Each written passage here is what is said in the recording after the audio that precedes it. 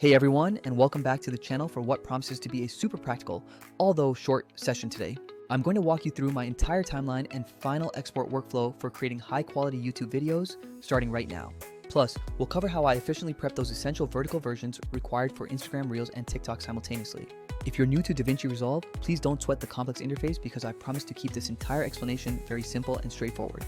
Definitely stick around until the end because I'm showing you how I plug the finished file into Vizard to automatically generate viral clips and a posting schedule without repeating the tedious setup work. Alright, let's dive right into the nitty-gritty of the settings. The first thing you must do is go to the top left corner and click DaVinci Resolve Preferences. If you happen to be on a Mac, you need to toggle on the crucial setting called Use Mac Display Color Profile for viewers right away. Also on Mac, ensure you tag your Rec 709 scene clips as Rec 709A so the colors remain consistent throughout your entire pipeline. Once those preferences are set, hit save because this simple step ensures what you see during the edit precisely matches what you export later. Next up is navigating to File, then selecting Project Settings, which is crucial for defining the final output dimensions. For a standard, high-quality YouTube upload, I always set my main timeline resolution to UHD 4K, which is the universally accepted 16.9 standard of 3840x2160. Crucially, if your source footage was filmed at 23.976 frames per second, you absolutely must set your timeline frame rate to match that specific number. Failing to align those frame rates will inevitably lead to distracting jitter or those weird, unnatural speed changes in your final video. After setting the resolution and frame rate correctly, go ahead and save those changes before moving on to the color section. Under the color management section, I select DaVinci YRGB for the color science and then specifically set the timeline color space to Rec 709A. Think of all these preparatory steps as creating an honest contract with your footage and ensuring colors and skin tones stay exactly where you expect them from the edit all the way to the export. Now we move on to timeline housekeeping because nobody wants an extra 20 minutes of unused B-roll accidentally rendered at the end of a final file. Zoom in very closely on your timeline, find the absolute last frame where your actual video content concludes, and press the letter O to set the definitive out point. Resolve sometimes includes one sneaky frame left over, so I hit the left arrow once to step back a single frame and press O again to confirm the trim.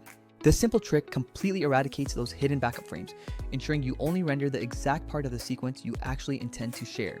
To set your starting position, you use the letter I for the in point and then use O again to mark the out point, and then your selection is absolutely golden. Once the in and out range is set perfectly, hit the deliver page, which is represented by that little icon that looks like a rocket ship taking off. In the export settings, you'll want to name your file something clean like YT Video V1 to keep track of your master versions. For maximum compatibility on YouTube, select the format as MP4, and for the codec, H.264 remains the safest and most reliable option available. Make sure your resolution and frame rate settings here perfectly match the timeline settings you established just a few moments ago. For quality, bypass the automatic setting and choose Restrict to while inputting 40,000 kilobits per second for a high quality 4K upload. This specific bitrate strikes that fantastic sweet spot between maintaining excellent visual quality and keeping the final file size manageable for uploads. Keep the encoding setting on auto, but you absolutely must turn on the multipass encode feature for better results. Multipass encoding helps the software make cleaner, smarter decisions by analyzing the entire file twice before it commits to the final render. In the advanced settings below, ensure that data levels are explicitly set to full, which is key for proper contrast representation. You also want to check both force sizing to highest quality and force debayer to highest quality for maximum detail retention. These two quality options are surprisingly easy to miss, but they genuinely help preserve crucial edge detail and overall color fidelity during the final export phase. Since we already defined the in and out range on the timeline, click Add to Render Queue and then immediately hit Render All to begin the process. A quick pro tip: always name and export this master file to a dedicated folder that is extremely easy to find later, as you will be reusing this file repeatedly. Okay, that thoroughly covers the technical side of the long-form export. Now let's tackle the short-form vertical version right after this. Instead of starting an entirely new project file, my personal secret for speed is keeping the vertical edit right beside the long cut on the exact same timeline for efficiency. However, if you prefer a dedicated space, go back to Project Settings under Master Settings and click the option to use vertical resolution to change the canvas. Once that canvas is vertical, set your in and out points very precisely around the specific short segment you want to isolate for social media. Then, head to the rocket ship icon again, name this one something distinct like Reel V1, and prepare for the social export options. For platforms like Instagram and TikTok today, sticking to 1080x19920 vertical HD is still the most practical and safe resolution to use. While both major platforms accept 4K vertically, they often aggressively recompress it, which can unfortunately result in an image looking worse than a native 1080p export.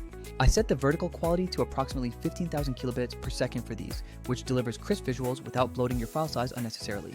Apply the same best practices, use multipass encoding, ensure data levels are set to full, and force sizing and debayering to the highest quality level. Add this second file to your render queue, let it process, and now your long-form master and your primary vertical clip are both fully exported. So that perfectly concludes the technical manual export portion of the entire workflow, but now is where Vizard truly steps in to save you countless hours.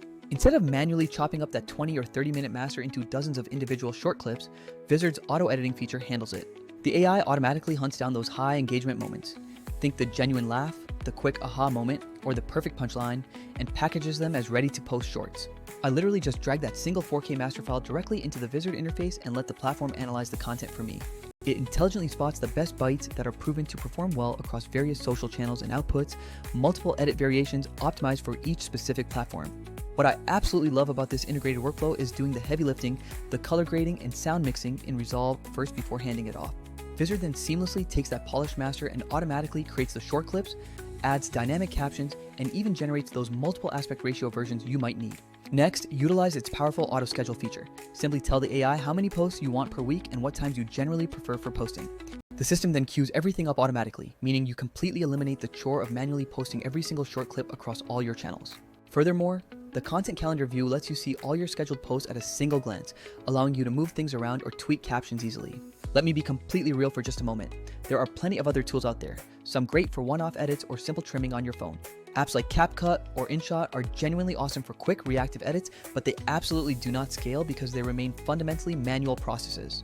Tools like Premiere or Final Cut Pro are incredibly powerful, of course, but they don't really assist you in intelligently picking the best highlights or managing the posting schedule afterward. Some cloud-based editors do offer auto-clipping, but they frequently lock you into an expensive subscription or, worse, they miss crucial context and making the clips feel robotic. That is precisely where Vizard confidently sits in the sweet spot. It is not trying to completely replace your necessary creative control over the final product. It does the heavy lifting of finding the absolute best content chunks, but you retain the final authority to tweak, approve, and schedule every single output. And when you compare Vizard's efficiency against high-cost, enterprise-level tools, it is specifically built for creators who demand powerful automation without sacrificing their unique voice. A small but vital workflow note is that I always keep the original, high-resolution master 4K files securely archived away for future reference. Even if Vizard outputs the optimized 1080p vertical cuts, holding that high-res original allows me to re-export new versions if a platform ever drastically changes its required specs. I also strictly maintain a clear naming convention, something like project name master R4K and project name short Real V1 is key. Good organization like this saves you cumulative hours of searching and confusion as you begin to scale your video output to multiple uploads per week. Finally, you technically can do everything within Vizard from the very beginning by uploading your raw, untouched footage into the system. The AI will absolutely auto-detect highlights even from raw files, but I strongly prefer to run the color and audio processes in Resolve first for superior output. Giving the AI a polished, professional master file genuinely gives it better source material to work with, resulting in shorts that look significantly more professional overall. Alright everyone, that officially concludes my entire timeline and export routine for high-quality YouTube content and automated social clips.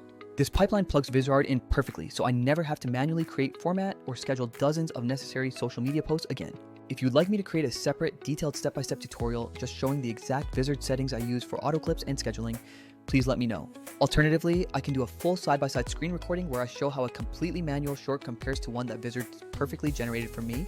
Drop a comment down below right now and tell me exactly which of those two in-depth follow-up videos you would like to see next on the channel. If this kind of practical, time-saving workflow content genuinely helps your creation process, please hit that like button and subscribe so you don't miss anything. I drop detailed tutorials like this every Tuesday, and usually something a little lighter and more fun comes out every Friday, so stay tuned. Thank you so much for watching this one, and I will definitely see all of you in the very next video.